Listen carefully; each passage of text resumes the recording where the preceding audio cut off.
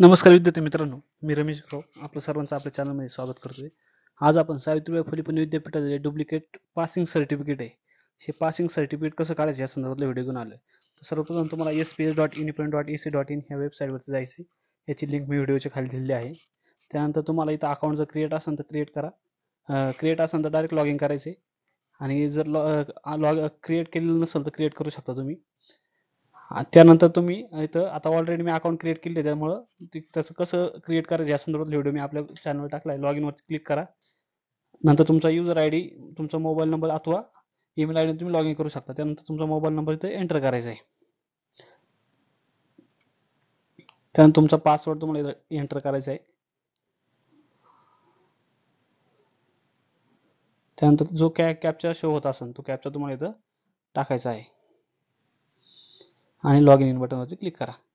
त्यानंतर डॅशबोर्डला तुमच्या अशा पद्धतीचे हे कोर्स एंटर केलेले दिसून येतील. तर तुम्हाला इथं MA कोणताही कोर्स असू द्या, तुम्हाला कोणतं सर्टिफिकेट काढायचं आहे ते पुढे जाऊन तुम्ही फिल करू शकता. म्हणजे मला MA इकॉनॉमिक्स आहे, मला इंजिनिअरिंगचं काढायचं तुम्ही काढू शकता. इथं अप्लाय फॉर सर्टिफिकेट क्लिक करायचे. यापूर्वी फॉर्म भरला असेल त्या फॉर्मचं रेटिंग द्यायचे, क्लोज करायचे तुम्हाला.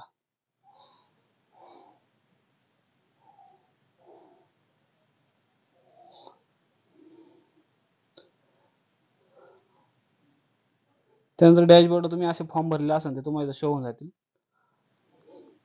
आता इथं हे तुमचे फॉर्म इथं शो होऊन जाणार आहे तुम्हाला. त्यानंतर सर्टिफिकेट होमवरती यायचे, स्क्रोल डाऊन करायचे. स्क्रोल डाऊन केल्यानंतर तुम्हाला खाली असे हे सगळे विविध प्रमाणपत्र दिसून जातील.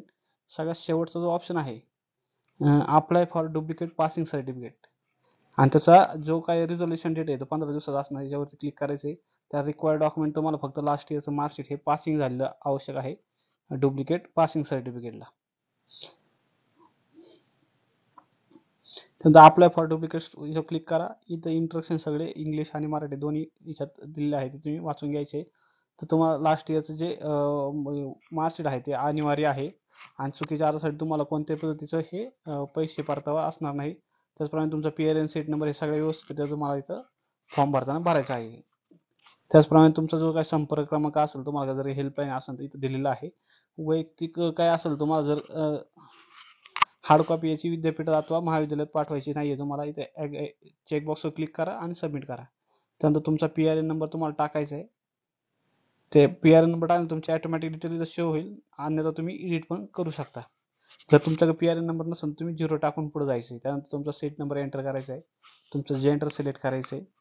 तुमचं स्टुडंटचं नाव इथं टाकायचं आहे, टाईप करायचं आहे तुम्हाला, जे काय ॲज पर तुमच्या मार्कशीट प्रमाणे आहे तसं.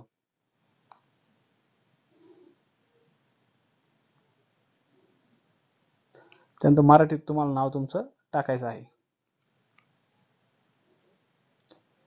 मराठीत टाईप करण्यासाठी तुम्ही गुगल फॉन्टचा वापर करू शकता.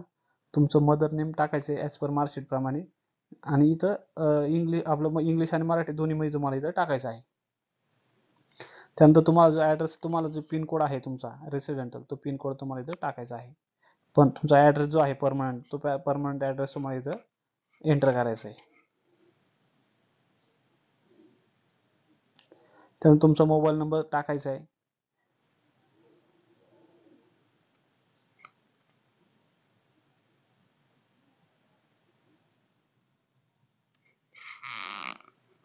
त्यानंतर तुमचा ईमेल आय डी जो असेल तर तुम्हाला ईमेल आय डी तुम्हाला टाकायचा आहे. तुमचा पण कोडसाठी तुम्हाला इथं क्लिक टू चेंज कॉलेजवरती क्लिक करा. तुमचं कॉलेजचं नाववरती सर्च बॉक्समध्ये इथं सर्च करा आणि सर्च झाल्यानंतर तुम्हाला इथं पुढं सिलेक्ट असा हा बॉक्स येऊन जाईल. त्या सिलेक्ट बॉक्सवर क्लिक करायचं तुम्हाला. हे सिलेक्ट बॉक्स तुम्हाला क्लिक करायचे. ओकेवरती बटनवरती क्लिक करता ऑटोमॅटिक फिल होऊन येईल. तुमची जी काय पुढे फॅकल्टी असेल ती फॅकल्टी सिलेक्ट करा. तुम्हाला ज्या फॅकल्टीचं तुम्हाला पासिंग सर्टिफिकेट हवं आहे ते करायचे. तुम्हाला तुमचा जे कोर्स नेम आहे तो कोर्स नेम तुम्हाला सिलेक्ट करायचा आहे. कम्प्युटर मेकॅनिकल काय असेल त्यानंतर तुमचं पासिंग मंथ इयर तुम्हाला इथं सिलेक्ट करायचं आहे. मंथ आणि इयर दोन्ही पण तुम्हाला इथं सिलेक्ट करायचे आहेत. त्यानंतर तुमचा डिलिव्हरी टाईप जो असेल बाय पोस्ट किंवा बाय हँड त्याचा तो सिलेक्ट करायचा आहे. जर बाय पोस्ट म्हटलं तुम्हाला जो वरचा ॲड्रेस दिला आहे तो सेम असेल तर खाली चेकबॉक्सवरती क्लिक करा. आता जर चेंजेस असेल तर ते टाईप करू शकता तुम्ही. आणि बाय हँड असेल तर बाय हँडचं क्लिक करा आणि सबमिट बटनवर तुम्हाला क्लिक करायचे. नंतर ओकेचं पॉपअप येऊन जाईल. ओके बटनवरती क्लिक करायचे. त्यानंतर तुम्हाला अपलोड डॉक्युमेंटसाठी तुम्हाला इथं ऑप्शन येऊन जाईल. क्लोज करायचे. तुमचं लास्ट इयरचं मार्कशीट हे PDF स्वरूपात 2 MB आतमधलं तुम्हाला इथं अपलोड करायचं आहे.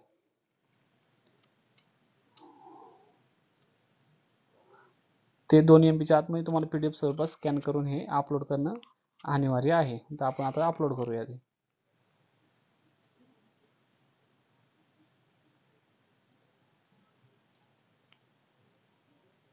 आणि अपलोड डॉक्युमेंट वरती तुम्हाला क्लिक करायचे.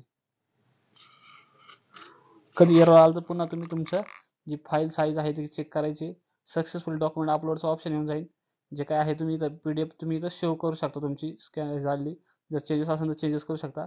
प्रोसेड आणि पे बटनवर तुम्हाला इथं क्लिक करायचं. त्यानंतर तुमचा ॲप्लिकेशन ID, तुमचं चलन नंबर, तुमचं जे काय अमाऊंट असेल पासिंग सर्टिफिकेटची ती सर्व डिटेल तुम्हाला इथं पाहायला मिळून जाईल.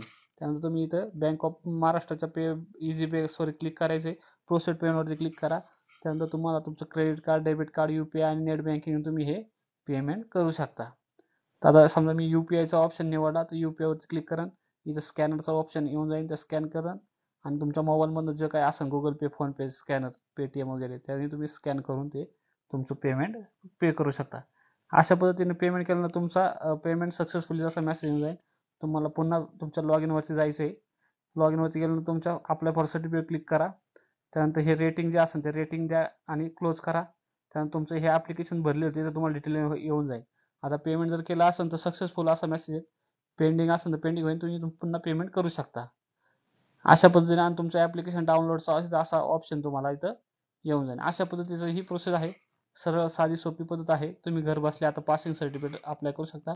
कोणत्याही पद्धतीचा फॉर्म तुम्हाला विद्यापीठात जाऊन जमा करण्याची आवश्यकता नाही. अशा पद्धतीचे विविध प्रमाणपत्रासाठी व्हिडिओ आपण ह्या बनवत असतो. तर आपल्या चॅनल नक्की सबस्क्राईब करा, लाईक करा, शेअर करा. धन्यवाद. याचा रिझॉल्युशन टाइम हा तुम्हाला 15 दिवसाचा असणार आहे. धन्यवाद.